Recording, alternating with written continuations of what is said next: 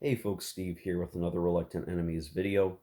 I apologize for the large gap since the first video in the actual playthrough, which was posted a month ago. And, ultimately that month, this past month, really, um, I had some higher priority things that needed attention over the course of the past month.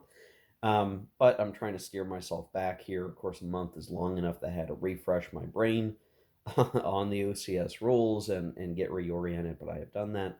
And we'll continue the playthrough.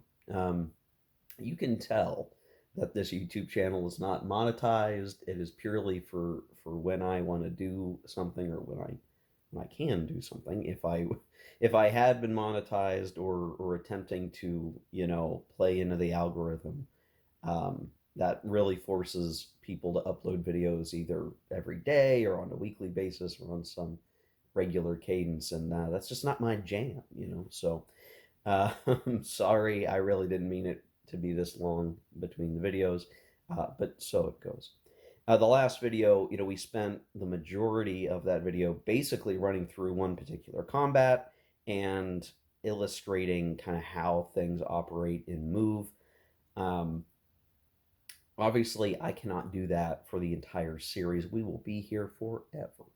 So what I'm going to do instead is kind of show you more snippets of the action across the turns. We're still, barely through the first part of the first turn, and there's 21 of these. So I can't imagine doing even 21 total videos on this. There's so much depth. There's so much to lean into here.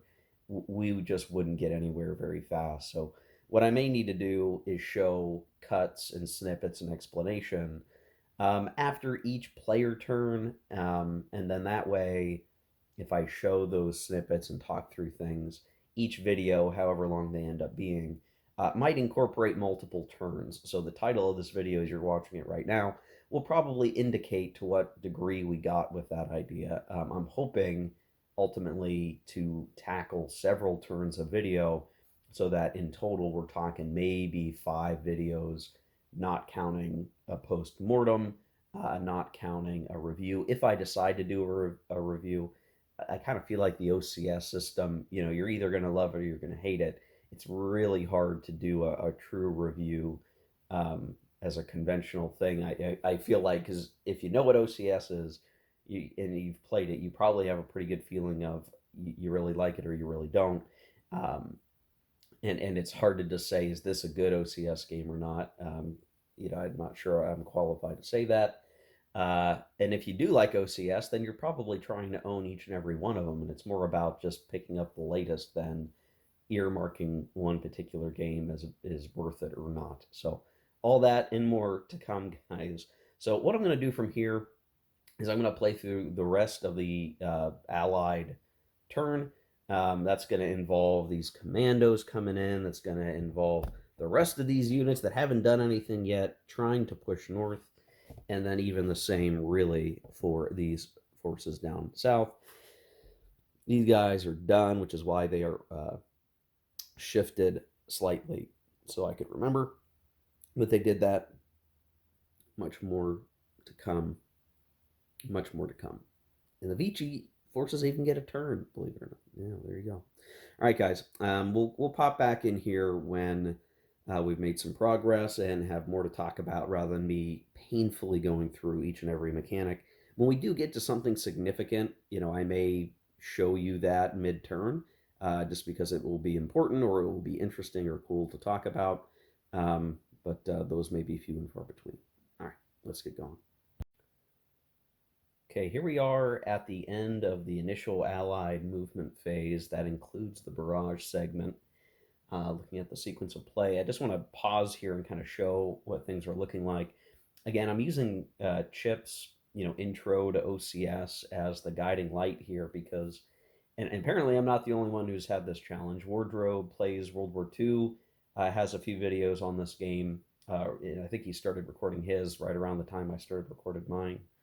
And he had same challenges as apparently Callendale did, which is the like, what do I do? What do I do? What do I do? There's so many things that could be done. what's an intelligent way of doing any of them, right? Like that's kind of where I'm at. So I'm going to continue to follow that, but already I'm starting to see sort of the butterfly effect, and different things are going to end up happening over time that could prove a struggle. So eventually, I will not have the training wheels of Chip because the die rolls, because I'm still doing my own die rolls, could end up with a very different situation. So we'll go from like west to east here. Um, we put a unit back in Haifa to kind of guard it, even though there's not much strength there. You need something, so it's not an easy grab. We have a air unit providing a patrol zone so that if there's any Axis air that tries to do things in this area, we have some interception coverage, some protection.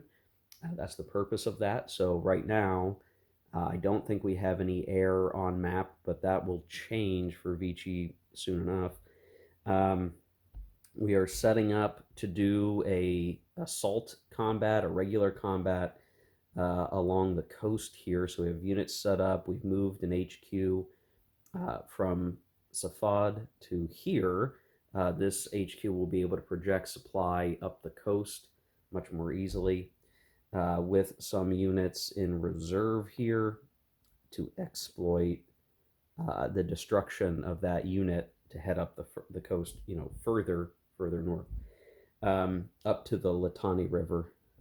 Sorry, guys, the Litani River. Elsewhere, we have units set up like so, to where we're going to ideally burst through here as well, maybe grab that supply, so that we have kind of two angles pushing through these hills. And then over here, we've started to move units north to get going. This guy is holding the road so that this guy can't be too sneaky and try to come back in here and disrupt. And you notice this guy up here is doing a similar thing. So moved up and over to block the road. So if this guy tries to go north, he's cut off as well. And you can kind of see, this is a basic OCS operation thing where, like, okay, you're going to guard your one flank in maps where it's weird terrain, not like an East Front game where maybe it's a little more clear where the front lines are. Here, it's much more nebulous, much more difficult to understand where you need to go. But the concept of, like, let's put a guy where the enemy would approach from and hold that position while we focus moving north.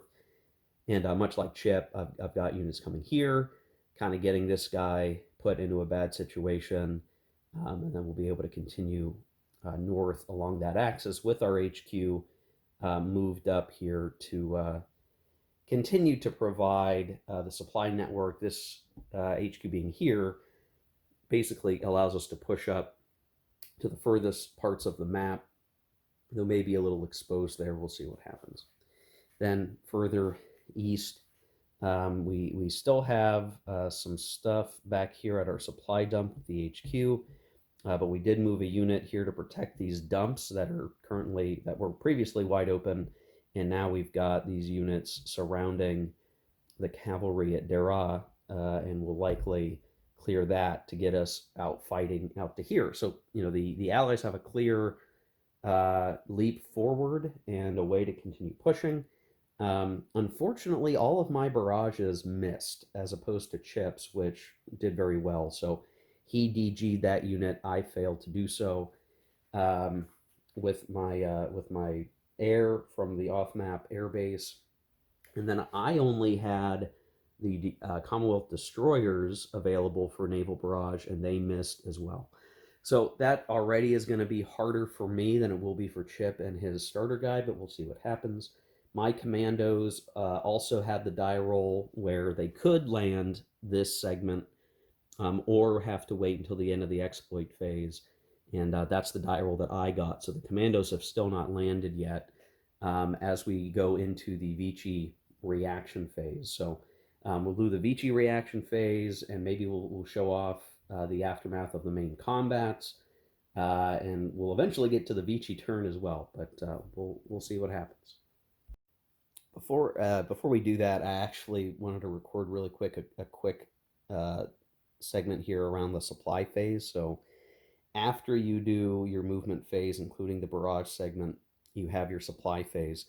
And very generally, all of the allied units are in fine shape. But I want to point out a couple of spaces that could be confusing. So trace supply basically means you can get back to a supply source tracing.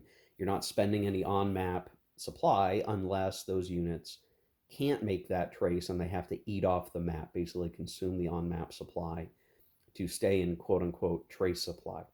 Very generally, most units are fine to do that because they're going to trace back to the map edges over here either via railroad or with roads, and in this game you can use roads for that trace.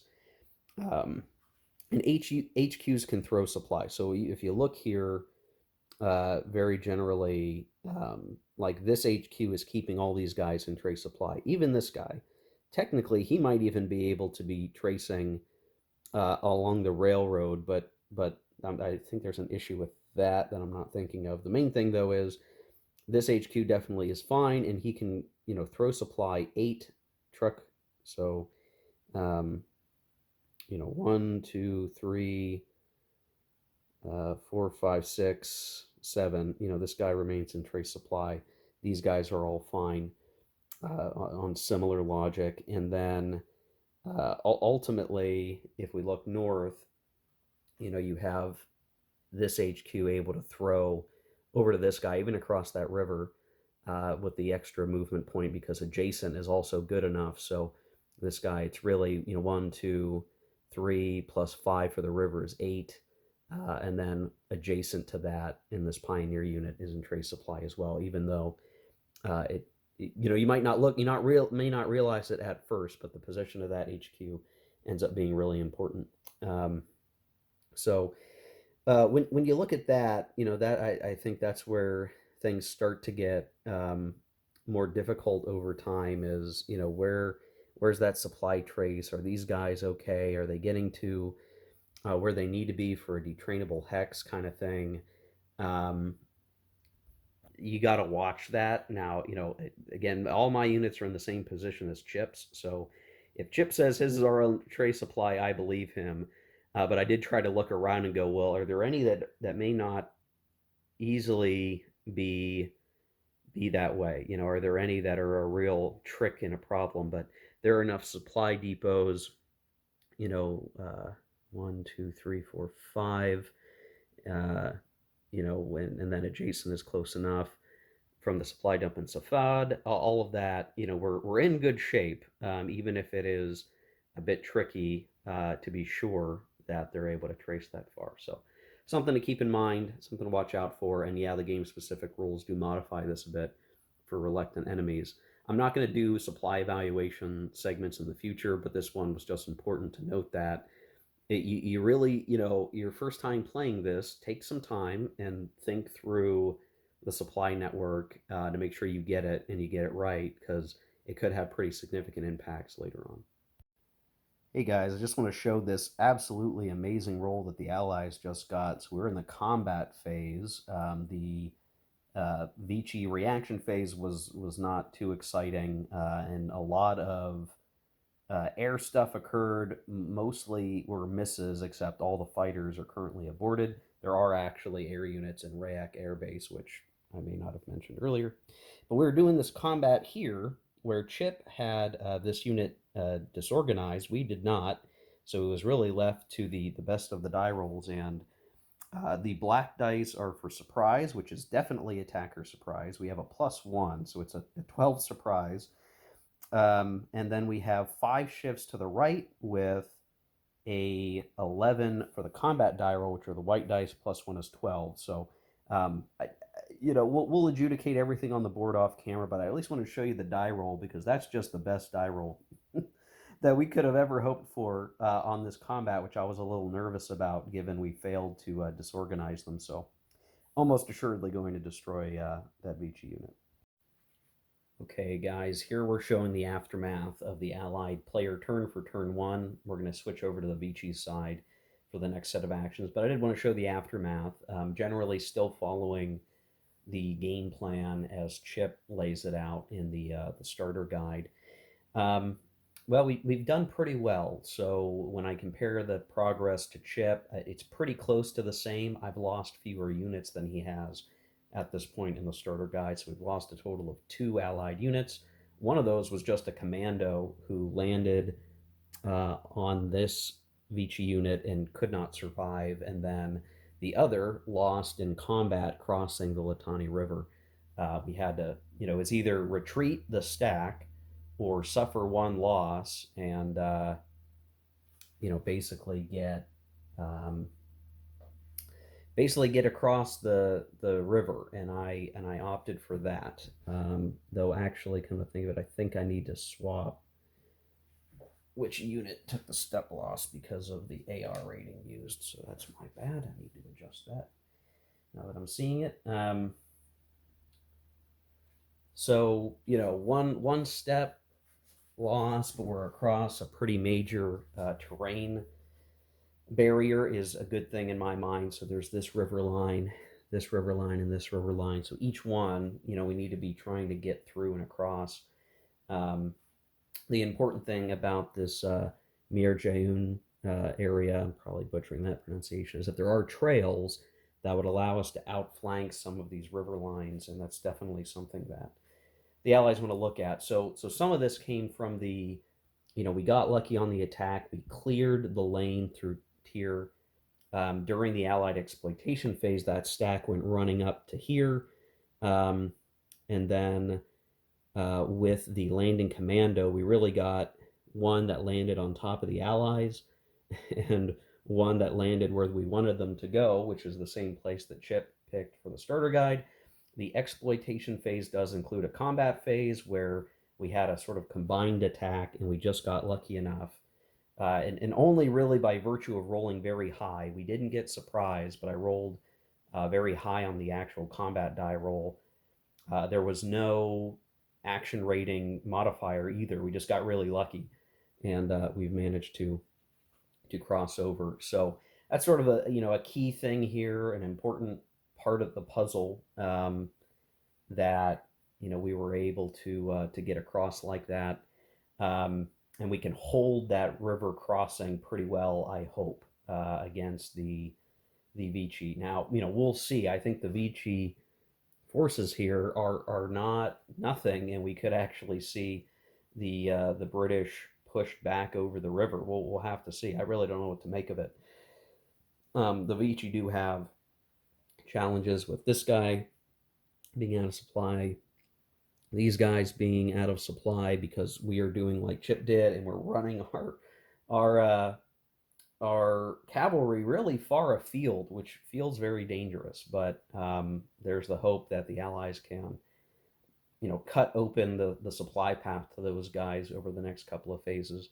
And then in the east here, pretty basic results. Seeing the clearing of Dera, and then the intention to continue to push north, though in that wide open terrain. Who knows what's going to happen? Unfortunately, we didn't get any of the DGs that Chip got, but our good combat die rolls were a bit better than his. So we're more or less in the same place that he was, maybe one extra step in our favor. The Vichy have lost 6 steps, so that feels pretty good. And unfortunately for us, all of the supply capture rolls that we got, I rolled ones on that pretty terribly. So while I think Chip manages to get some extra supply from capturing Vichy supply, we've ended up losing or have lost it. We've not been able to get it. So we're probably operating with a bit less supply than Chip has, or will be moving forward. But the main thing is we're taking it from the French. So what else can be said? That's good enough for now. So switching over to the Vichy side, and even just changing perspective here, I think there's a lot of questions about what is there to do. Again, that haunts this whole game, right? Like, what do you do? What can you do? What are the things that make sense? We could look at trying to reinforce this sector, and we'll look at the starter guide and kind of see what they do, and we might just follow to keep something resembling a common narrative. So maybe trying to reinforce this or to solve this problem, maybe get some supply down here to these guys so they can eat off the map. We do need to get something pulled down to contest the coast. Um, and honestly, I mean, there is some French armor here that actually could prove decisive against the Allies, critically so. Fortunately, with the guidance of Chip, we do have some backstop. So if it does happen, if they do break this and start pushing down, they're not going to get the auto victory at Haifa because we at least have some infantry that we held back here. We still have um, some artillery as well that could offset, and various things that we're holding. And of course, if they were to push too far, like here, these guys could potentially make use of the tracks and come out around and flank them near tier, however you want to pronounce that. So there's definitely a lot of interesting puzzles here. The Vici have capability for sure, and then we need to think about, well, what do we do here? Do we start to pull back to Damascus, maybe leaving some forces at logical places to stop? A lot of question marks here, guys, and we'll be relying on the starter guide to help us. It's so funny. Like I feel like if I didn't have the starter guide to help me through this, it would be very difficult. It would almost be aggravating because it's just like what how do you even know what's a good move? I think that's the big trick. You know, what is even conceivably a good move? I would never even have thought to send these cavalry as far north as that. Chip explains the rationale, and I'm looking at it going, wow, you know, I would not have even thought to do that. It wouldn't have occurred to me to try to run out that far. Now, it's still maybe overextending, but that's even like that overextending is beyond my frame of mind to even go, like, to even have considered that they could have gotten out there, to even try to count the movement points to get up there. But sure enough, they can. So lots of layers here, guys, lots of bits. And I do think the terrain makes it harder. If you were to compare this to any of the other conventional, East Front OCS games, there's always a clear path of kind of where you're going to need to go, where are the roads. Here, the roads and the tracks and the mountains make things just very hard to understand the right way to go. There are the 3 lanes, certainly, but once you start actually zooming in a little bit to those hexes of the terrain, it just gets hard to think through what's going to work, what isn't going to work. Anyway, I'm going to start banging through the Vici turn, and we'll get to show the aftermath of some of that. Okay, here we are at the end of the turn. So I've completed the Vici set of activations, and just very very generally, I think the Vici have had the worst combat die rolls, and that is going to be probably the first major thing that just sets us off a different track than Chip's game. So looking back, I think almost in every combat circumstance with the British, they came out the victors, either forcing a step loss to the opponent such that they didn't have to take any options themselves, or some degree of controlled circumstances where the British aren't really losing many steps. Which I think the book or the starter guide somewhere, it says that if the Vici and the British are fighting, and it's a like even losses, the Vici are going to lose that. And so far in this first turn, the Vici have lost a lot more units from this first turn than the British. So not sounding good for them. The die rolls really being a major impact. However, there was a pretty, I mean, it was a credible effort here along the coast where a set of units tried to come in and attack that collection of British that have made it over the Litani River. And it just ended up being a not good die roll. They did not get surprised, though they almost did. And they did have a +1 bonus. But then the actual die roll itself, I have to double check what the result again was. It was AL1 option 1, and the defender had an option. So The British actually decided to take the step loss because they did not want to. They wanted to retain their control over the river, however exposed that may be. So they lost a unit there, but the Vichy had to lose a unit and then even had to retreat rather than take a second step loss. So they're kind of in a weird state, and so that for that reason they kept their reserve back here as a stopgap rather than try to rush those guys forward and maybe try some kind of overrun or some other attack that might have simply left them in bad shape. Those units that are in the reserve are all relatively weak.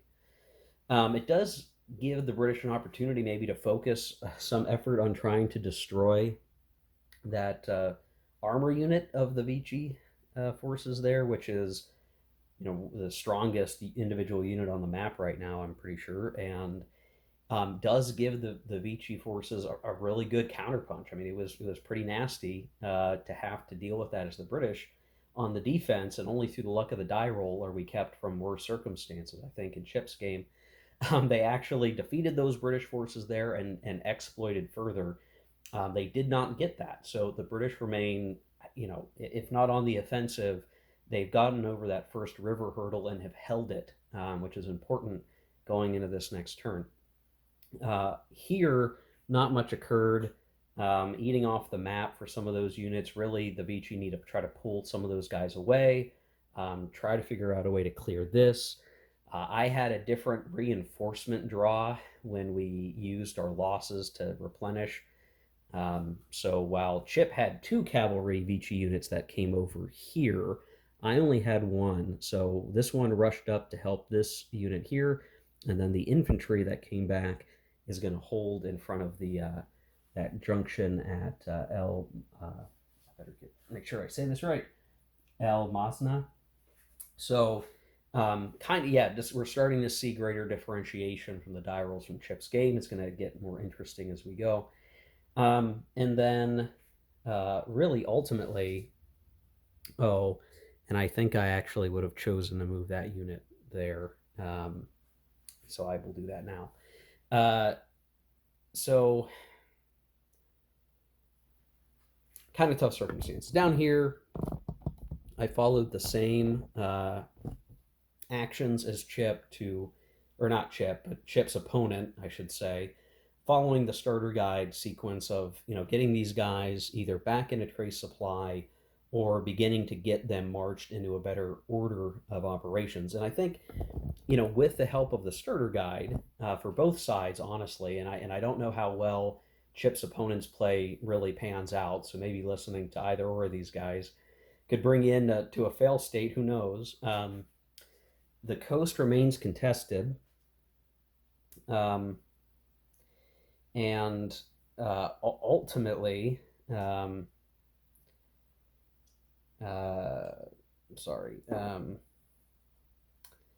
ultimately, I forgot to flip the French Vichy stuff over. There we go. Ultimately, we haven't seen very many barrages work. So that's kind of been a factor as well. I think in the starter guide they got luckier on a lot of die rolls for barrages. Here we've been pretty unlucky. Only a couple times have we seen a DG result come out of a barrage. So that was starting to eat up some supply. I think both sides are using up a lot of supply. I certainly see a case coming up either in turn 2 or 3 where just by the nature of the beast, we may have to pause operations and try to store up some supply for both sides potentially, though we'll see what happens. But again, the coast remains hotly contested. British reinforcements are going to have to move forward and try to maintain some level of pressure up until they get to the next river line near Sidon. Here, I do expect there to be further pushes through and kind of break open that pathway into some of the trails, and then further north as we start looking towards the Rayak Air Base in the north. So this this could break open, and then really Damascus is really up in the air. I don't think anything major.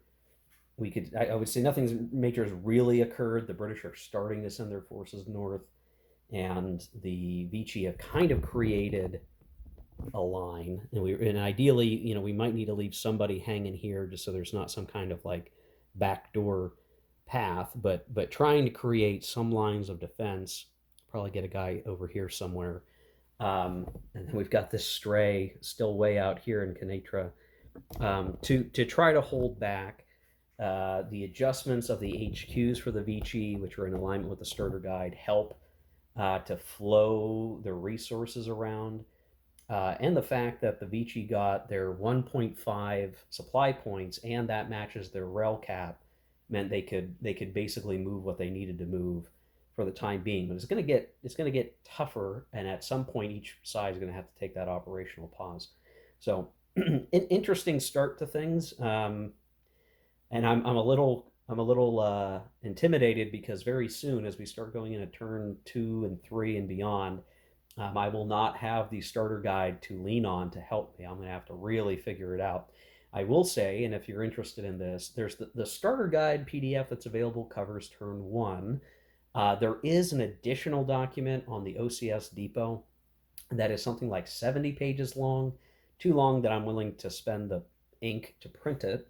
But I will view the PDF and I will try to leverage that as some more guidance. I don't think that document goes into as much detail as the starter guide for turn 1, but it may give me some hints along the way. And of course, studying the game series rules with all the historical notes will also help to some degree.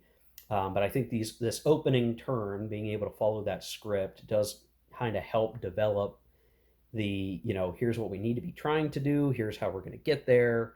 And I'll be, ending up making my own mistakes very soon enough. So I'm going to start getting into turn 2. I think I can cover turn 2 at least in this video before we complete it, or say, this is a long enough video. So I'm going to start rolling through turn 2. I'll show some of the immediate aftermath as we get going, and we'll play on through. Checking in really quick before I start executing the Commonwealth move.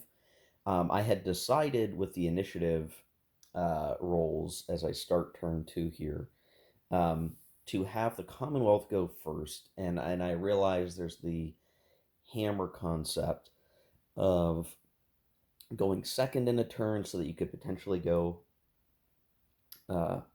first on the following turn and have back-to-back turns, and how powerful that is.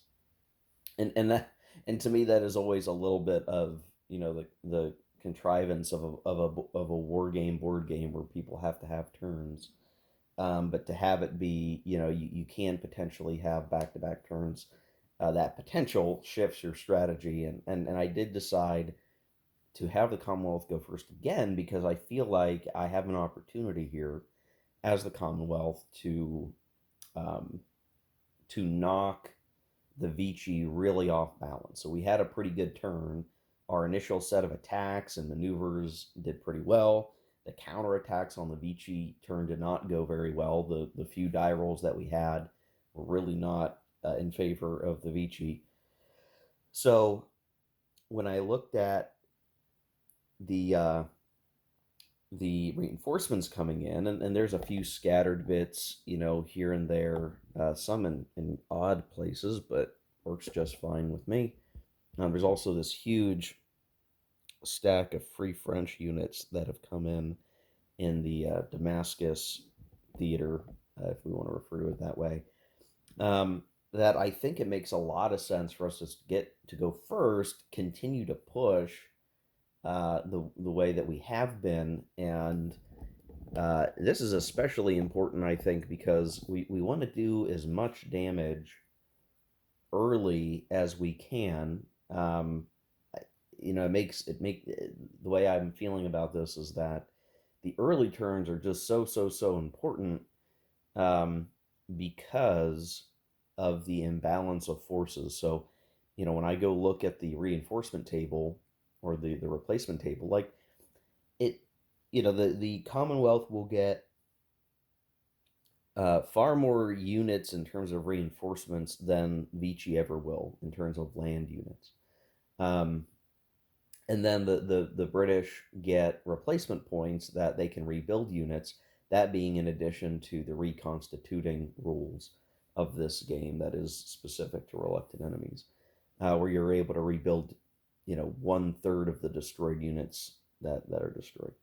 Um, so while both sides have some ability to maintain themselves, ultimately the Vici force will just get smaller and smaller and smaller no matter what. Even if they're replacing, one unit for every three, they're not getting replacement points really. They get like one replacement as a as a reinforcement, like way way way later in the month, and that's hardly anything comparatively speaking. So if we're able to hurt and eliminate Vici stacks over here, if we're able to hurt and eliminate Vici stacks over here and along the coast, that will put the Vici forces in such a back pedal that even if they were to get two back-to-back turns coming up, it may not be very valuable to them.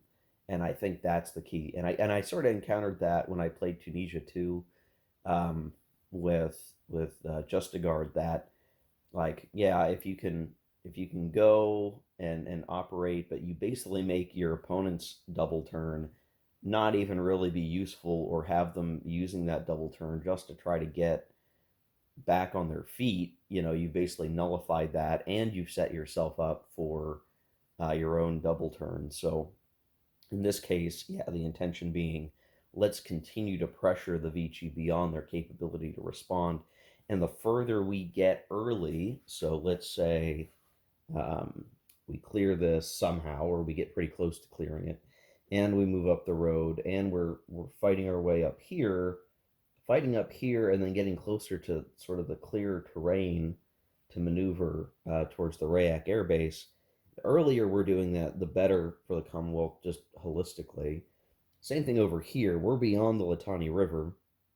If we're able to push, and now we're fighting at Sidon, near the second river line, or however far we get, I'd much rather be fighting tough fights up here than way down here, where uh, we're closer to Haifa down in the south. We're really smashing up the corridor, and eventually um, it will be easier to get units up into Beirut with that. So getting past those river lines is very important. We have an opportunity. I want to try to do that, especially because otherwise, if the Vici had gone first, this armor, this artillery is still a threat.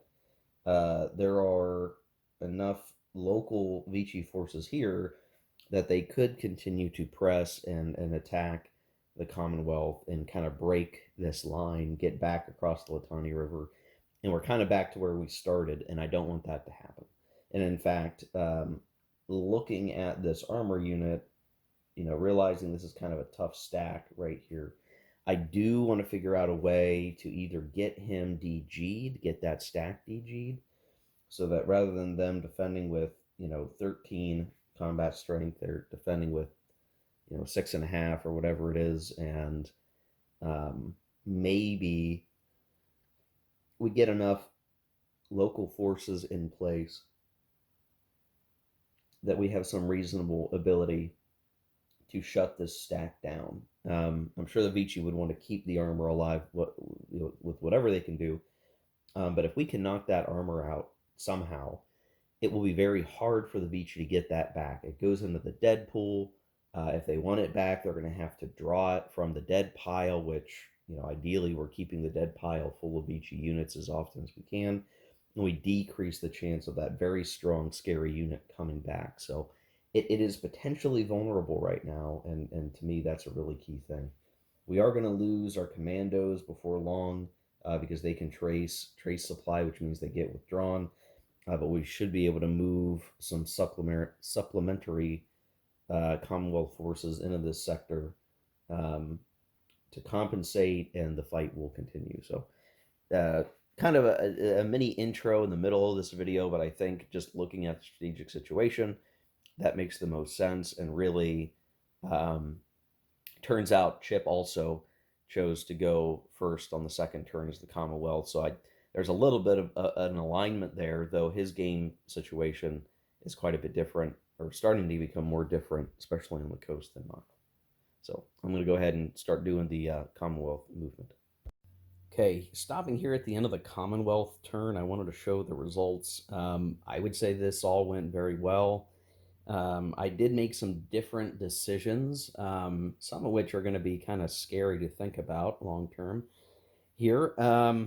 But all around, let's say we'll start down here. I had done what Chip had done, but at least if I counted my movement correctly, uh, I decided to only send 2 units against this stack and managed to do reasonably well. They lost a step, and then we retreated back, and that guy remains DG'd. Though I think I'm gonna have to look to see if that gets cleaned up here in the cleanup phase, but pretty good. And because I did that, I do have that unit here surrounded entirely. These guys have supply problems and will be eating off the truck that's here if they don't try to escape. I'm sorry, that was not on camera. These guys eating off the truck. These guys still have, you know, supply to live off of, but, you know, soon enough these forces will be pushing against them. They may need to just hightail it out of there as best they can. I'm not sure what can be done other than maybe to delay the Commonwealth. The forces in the north, you know, obviously we'll get to in time. The Vichy will have a chance to respond. In the center lane here, we did clear Merjadoon for the cost of an infantry unit, but, you know, kind of following through with what Chip has done. I mean, we've got a kind of a clearer lane open, and the path to Rayak Air Base is starting to open up. We're also pressuring, you know, this stack, and we could divert some of our attention over to making sure that these guys get wiped out. They have a couple of supply tokens to live off of, but they're kind of path out of here. They're going to have to run through the rough terrain in their rear to try to get home or to get back in a trace supply, because currently they're in deep trouble. They cannot get trace supply other than eating off the map. This is exacerbated by a very successful coastal bombardment of that Vichy armor stack, and then we leveraged our commandos because their time is running out to actually attack a stack that originally just had some artillery and 1 or 2 weak units in it, but the Vichy reserves ran up to defend, which is kind of dangerous because the Moor is basically empty, but the Vichy will be able to reinforce it with forces from Beirut or somewhere else as it happens. And then because of that, because we were in behind them, we are able to attack that armor stack. And we did succeed in eliminating the armor, who used their AR rating to kind of offset the Commonwealth. And then the retreat of the other, you know, we did take a step loss to force the remaining Vichy to retreat, and they retreated into Azak and eliminated the rest of that stack. So you can kind of see, I mean, just we're going for broke here, trying to break down the Vichy. But I'm going to say that for all the good that did, I have almost no supply on the coast now. I burned through almost all of it, and we have a little bit left for some defensive combats, but we're going to need to build up a little bit before we can push too hard further. It would be really nice to be able to get to the other side of that second river line. And we can even start to entertain ideas of, like, you know, maybe we can cut up through these trails a little bit somehow. But the supply situation is going to keep getting harder and harder.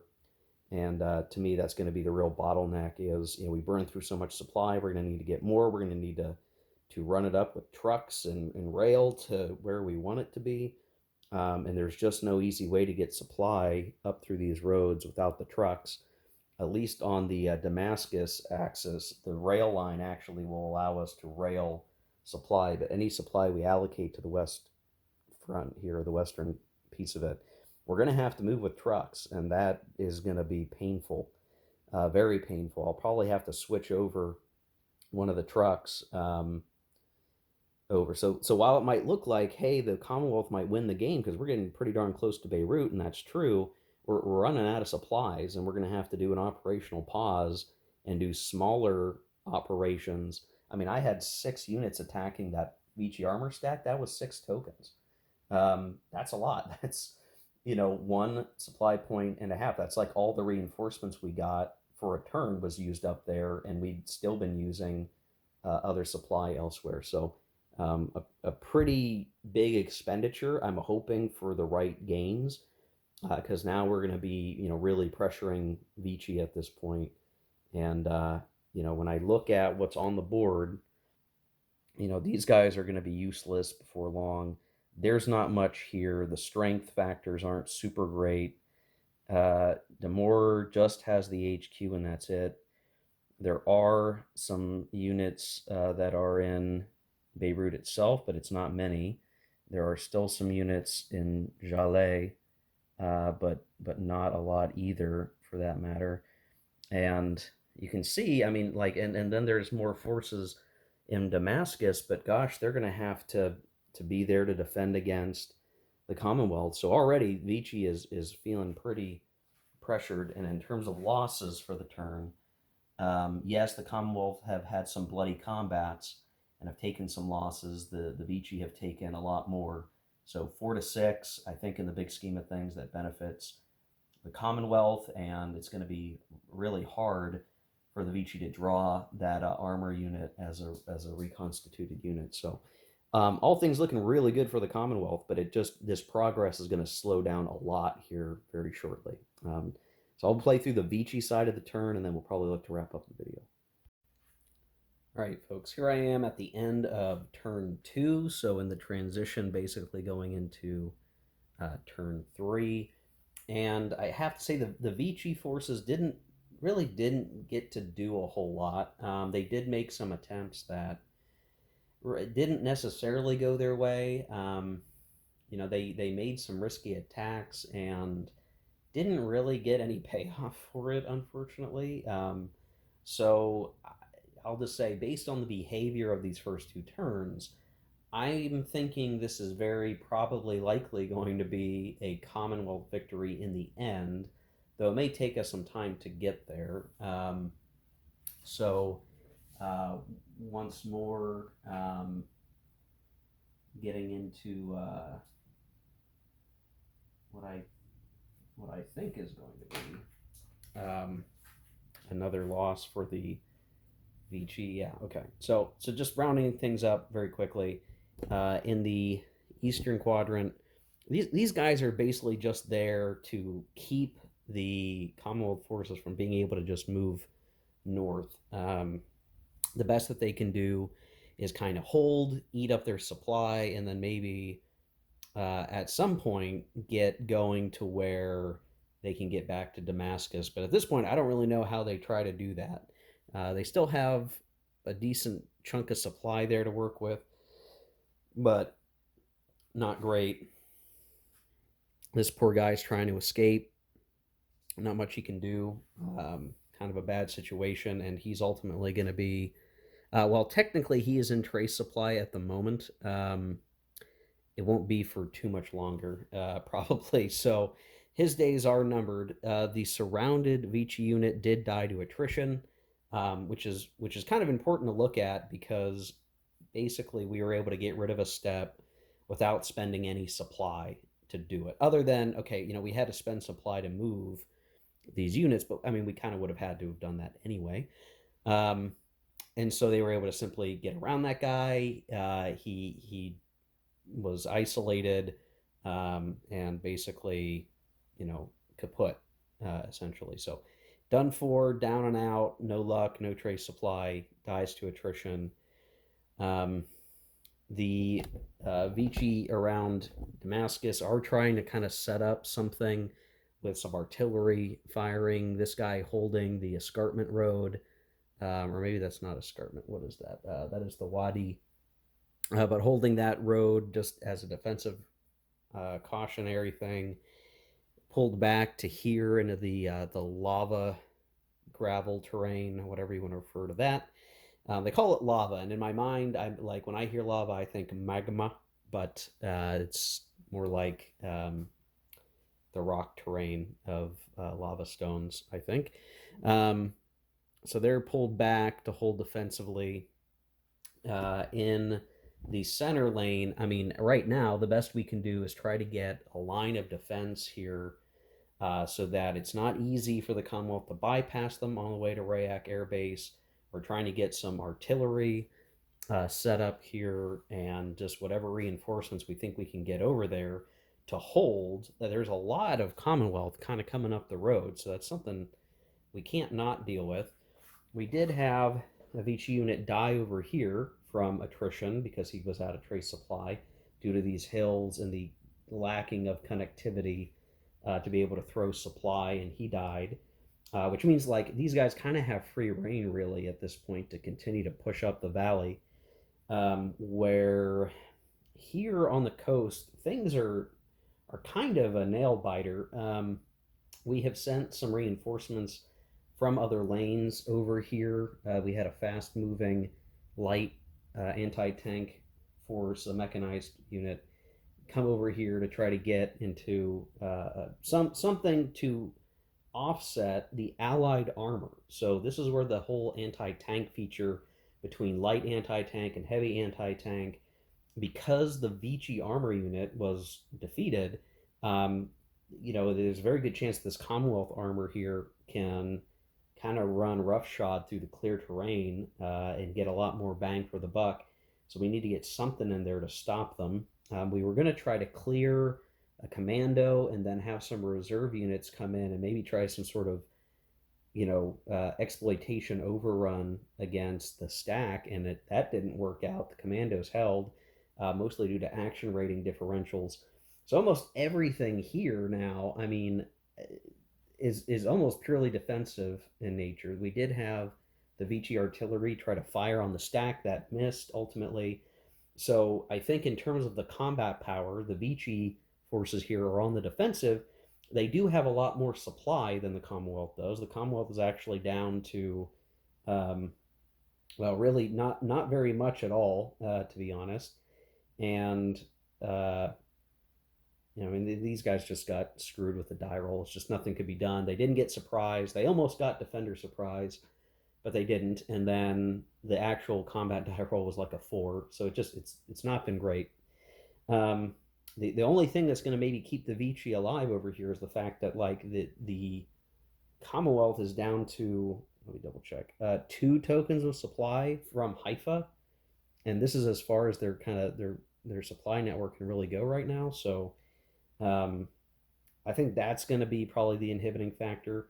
There's not even that much supply to work with over here, to be quite honest. And in fact, as I'm checking around, like there's the supply that they grabbed here, 2 tokens. So by comparison, there's a lot of supply over in this quarter of the map. So there's some supply here. There's some supply we moved up there. There's a bunch of supply here, maybe some supply we can steal. So I think any Commonwealth supply reinforcements that come in are going to have to go over to these sectors, and we might even have to try to rail some existing supply that's out there or do something and try to move it up. So we not only have a problem of having very little supply, but we're also very soon going to be reaching the end of our supply network, basically, to where we really need to be moving the supply northward, because having the supply dump at Haifa, that we're going to run out of our ability to operate. Same thing with here. We're kind of in really bad shape. So yes, there are things that we can do to fix that situation. It is going to take some logistical finagling, and that will maybe buy the Vichy enough time to kind of get better organized and either dug in or prepared to counterattack. They still have, and I've removed the restriction markers because we're going into turn 3 and those restricted markers are gone. The Vichy do have a pretty strong armor unit still on the board, still here. He's currently near Damascus.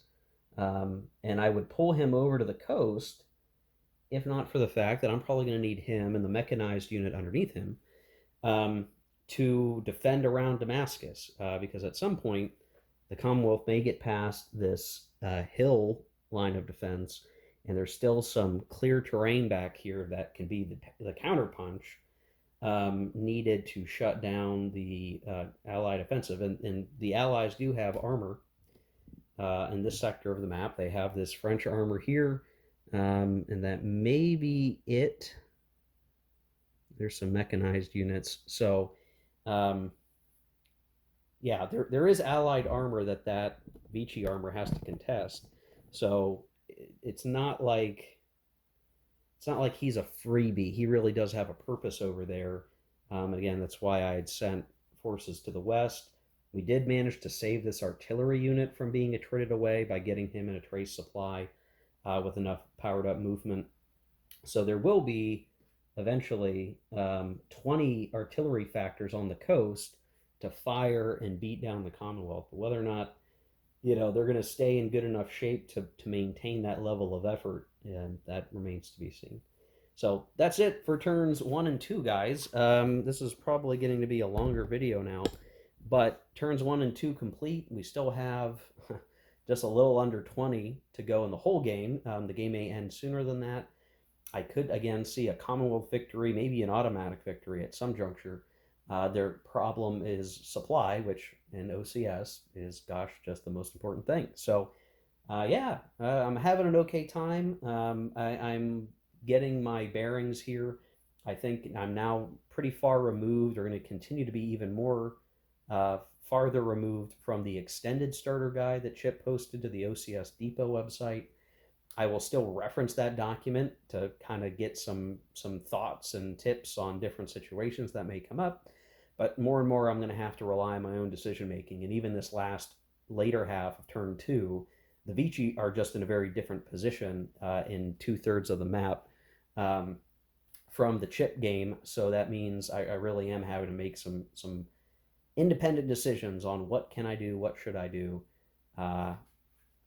One other thing before we wrap up, just notice that as we get through here, and why Mirjaun is so important, is north of this, you really don't have much in the way of crossover between lanes. There's this really significant mountain terrain, or at the very least rough and mountain terrain. And there's a little bit of a hopscotch that you could try to make. There's some escarpment that you can't get past, so you can kind of like go this way and try to hopscotch onto this trail, but you're not going to have supply.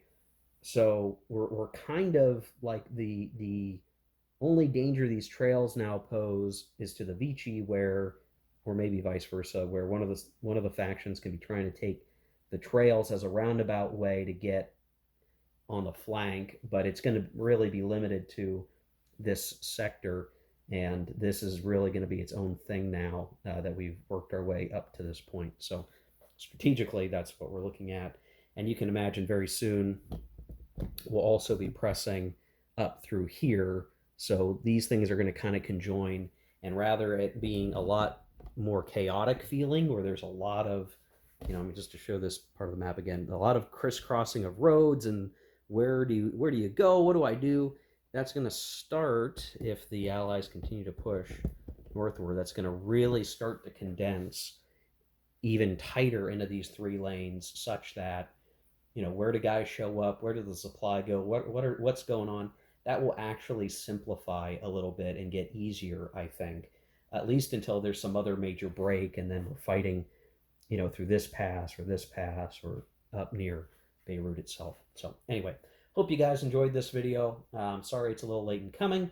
We'll hopefully swiftly get to turns 3 and 4 in the next video, potentially, or maybe more if I keep things tightened up. If we reach an early conclusion via some automatic victory, we'll call that a true victory, because I'm not sure I'll take the time to replay immediately on this one, but this has been, so far, a good exercise in the system. So again, thanks for watching.